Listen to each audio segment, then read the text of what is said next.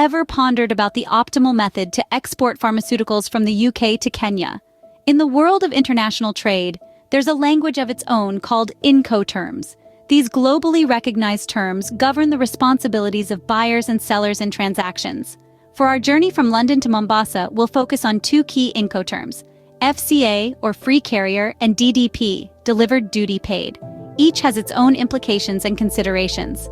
Now that we've established the basics, let's delve deeper into these two terms. First up is FCA, or free carrier. What does it entail? Well, in the world of international trade, FCA is a term that refers to a delivery agreement where the seller is responsible for getting the goods to a carrier appointed by the buyer. Picture it like this. The seller is the one who takes the goods from their factory in London, UK, and delivers them to the carrier that the buyer in Mombasa, Kenya has chosen. Now, there are some clear advantages to this. The buyer has the flexibility to choose their preferred carrier, which can be a great benefit. However, there are also some drawbacks. For instance, under FCA, the seller is not responsible for loading the goods onto the vehicle. That can potentially leave room for disputes or complications. FCA might seem like a good choice, but let's consider the other option before making a decision. Next, we have DDP, or delivered duty paid. How does this compare?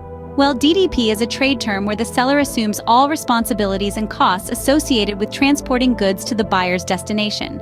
This includes not only shipping charges, but also all duties, taxes, and customs fees. Now, there are some clear advantages to DDP. The most notable is that the seller takes full responsibility for the shipment.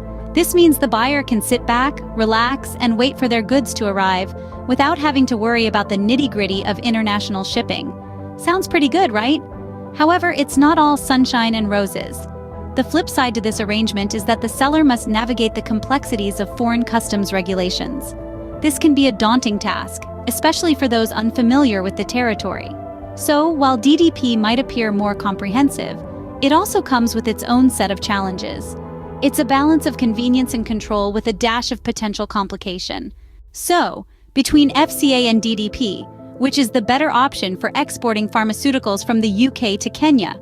Given the sensitive nature of pharmaceuticals, it's vital that they reach their destination safely and in perfect condition.